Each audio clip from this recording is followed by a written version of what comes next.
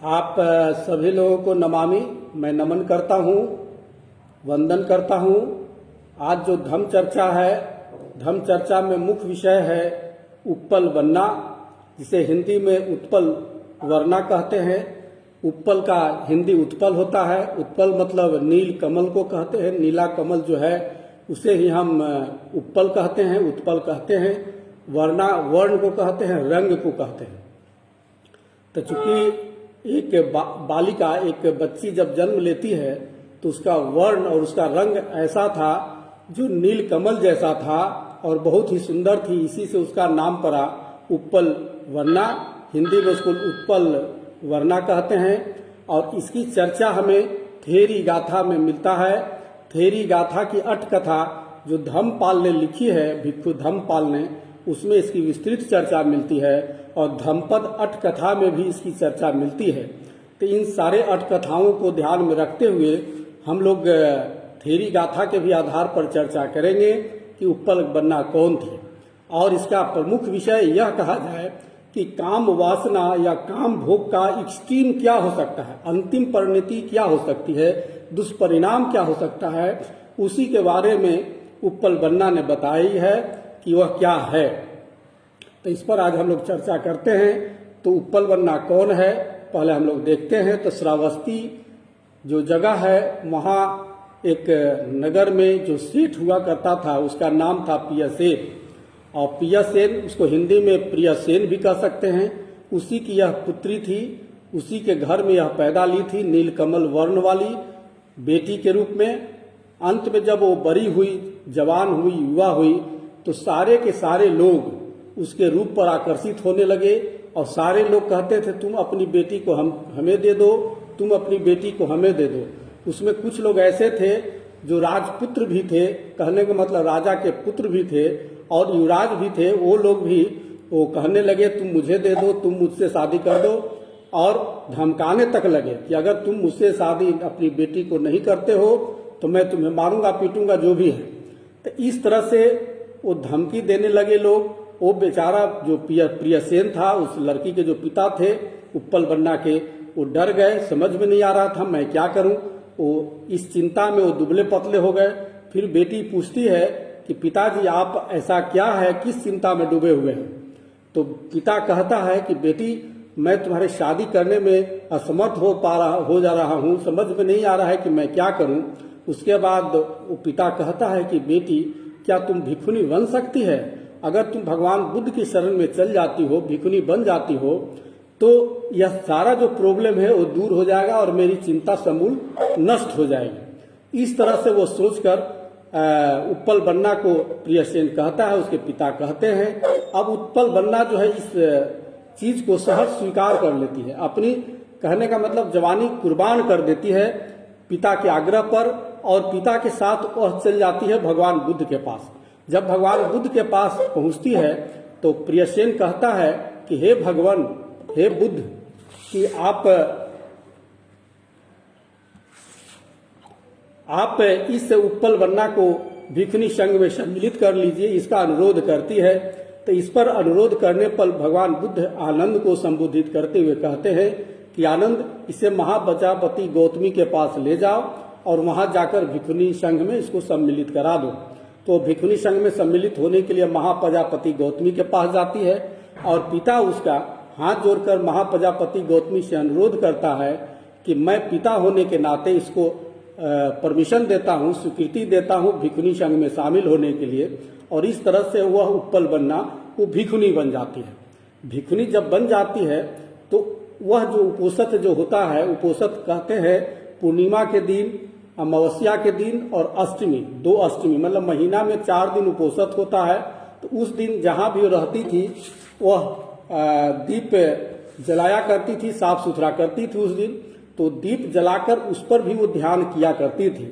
क्या नाम है, उत्पल वरना। तो उस दीप जलाकर जब ध्यान किया करती थी, इस तरह से ध्यान करते करते वो अंत में अरहत हो जाती है, अरहत बन जाती है।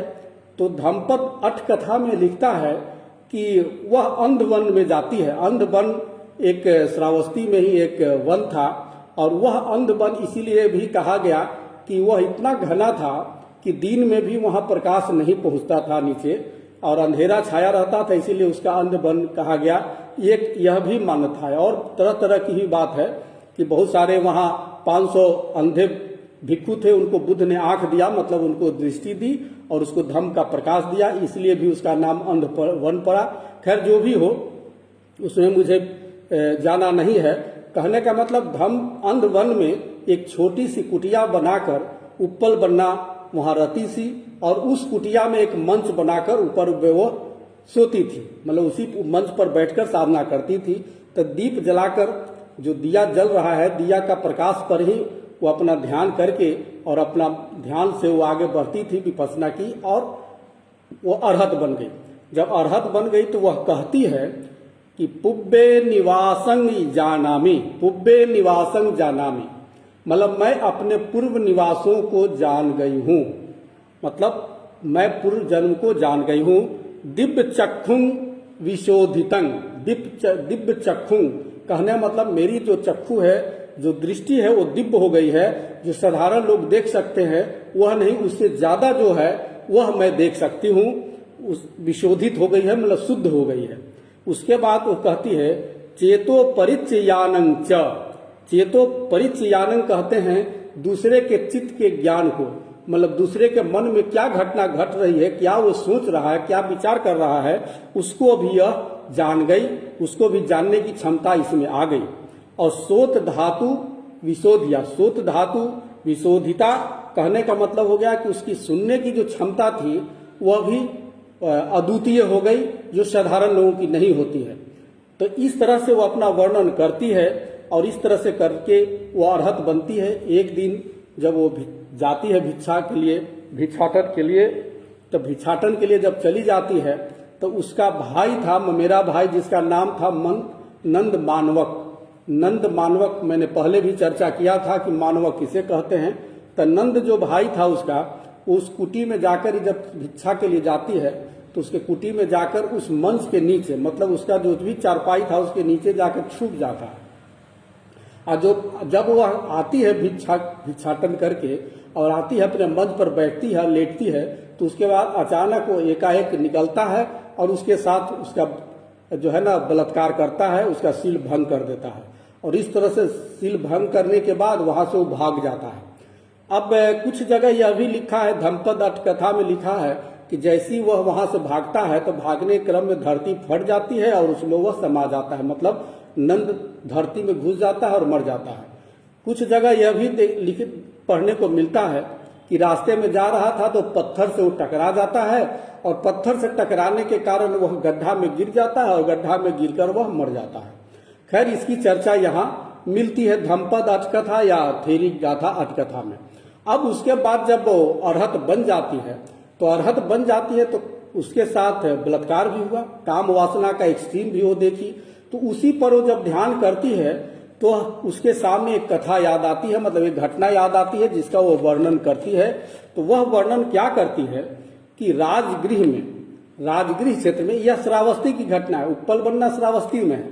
वह बता रही है कि राजगृह के पास में एक गांव था और एक महिला अपने घर में रहा करती थी और उसका पति बाहर में कमाने जाता था, वो बाहर में कमाता था। इस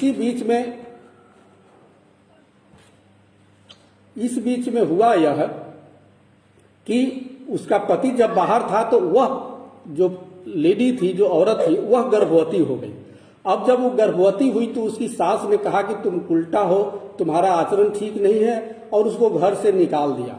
जब उसकी सास निकाल दी तो वो बेचारी राजगृह की सड़कों पर घूम रही है। घूमते हुए जब रह रही है, इसी बीच में जब समय पूरा होता है तो एक पुत्र को वह जन्म देती है। पुत्र को जब जन्म देती है तो वह पुत्र जैसे ही जन्म देती है तो अपना किसी काम से इधर उधर जब जाती है तो एक व्यापारी राजगृह शहर में आया हुआ था, तो देखता है कि एक बच्चा है और उसको कोई बच्चा नहीं था, तो इस बच्चे को उठाकर लेकर भाग जाता है और वह व्यापारी अपना पुत्र की तरह उसको पालने लगता है। अब यह जो है बेचारी, उसका पुत्र भी नहीं है। इसी बीच में एक डाकू के उस संपर्क में आ जाती है और डाकू उसको उठाकर ले जाता है और अपनी पत्नी बना लेता है और वो पत्नी के रूप में डाकू के साथ वो रहने लगती है। जब डाकू के साथ पत्नी के रूप में रह रही है तो डाकू जो चोर था उससे इसको एक बेटी पैदा होता है। जब बेटी पैदा होता है तो बेटी जब थोड़ी सी बड़ी होती है तो पति पत्नी में मतलब डाकू के साथ जो महिला थी उसका झगड़ा होता है। तो झगड़ा होता है तो क्रोधवश डाकू बेटी को उठाती है और चारपाई पर पटक देता है। जब चारपाई पर पटक देता है तो उसका माथा फट जाता है, बच्ची का माथा फट जाता है। उसके डर से यह महिला वो भाग जाती है, घर छोड़ के भाग जाती है और राजगृह में पहुंच जाती है और एक वेश्या के रूप में अपना जीवन व्यतीत करने लगती है। जब वेश्या के रूप में अपना जीवन व्यतीत कर रही है तो उसी बीच में यहाँ जो पुत्र था इसका, वह पुत्र इसके पास आता है। वो जब राजगृह पहुंचता है, क्योंकि सृष्टि का बेटा के रूप में वह है, जब आता है तो वेश्यालय जाता है और वेश्यालय जाता है तो संजोग से इसके संपर्क में आता है, इस महिला के संपर्क में आता है और बार बार वो आया करता था। दोनों में इतना घनिष्ठता हो गया कि जो पुत्र है, वो जो व्यापारी का बेटा के रूप में जाना जा रहा है, वो इसके साथ कहा कि मैं तुमको अपने घर में रखूंगा। इसी बीच में डाकू की जो बेटी थी, मतलब डाकू के साथ जो इस महिला की जो बेटी उत्पन्न हुई थी, इस व्यापारी के पास जो बच्चा था जो बड़ा हो गया, यह इसकी शादी हो जाती है और वो भी इसके साथ रहने लगती है। अब यह व्यापारी के संपर्क में जो इसका बेटा था और इसकी बेटी थी, और ये माँ बेटी दोनों सौत के रूप में एक ही घर में रह रही है। अब एक ही घर में रह रही है सौत के रूप में, और इसका पुत्र पति के रूप में रह रहा है और एक दूसरे को कोई नहीं जान रहा है। संजोग एक दिन ऐसा हुआ कि यह जो महिला जो माँ थी, वो अपनी बेटी का बाल सजा रही थी, झाड़ रही थी।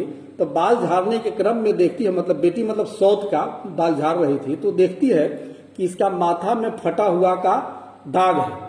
तो उसको उस समय का बचपन का याद आ गया कि हमारी बेटी को भी इसी तरह से डाकू पटका था। तो उससे पूछने लगती है, तो पूछने पर बात उजागर होता है और वह समझ जाती है कि यह मेरी बेटी ही है।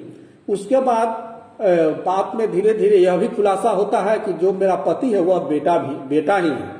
उसके बाद इतना वो खिन्न हो गई दोनों जो माँ बेटी, क्योंकि सौत के रूप में रह रही थी, कि यह काम वासना का इतना घृणित रूप जो माँ बेटी अपने बेटा के साथ रह रही है, तो इस घृणित रूप को देखकर वह क्या की कि दोनों लोग जाकर भिक्षुनी हो गई और भिक्षुनी होकर अपना शेष जीवन गुजारती है।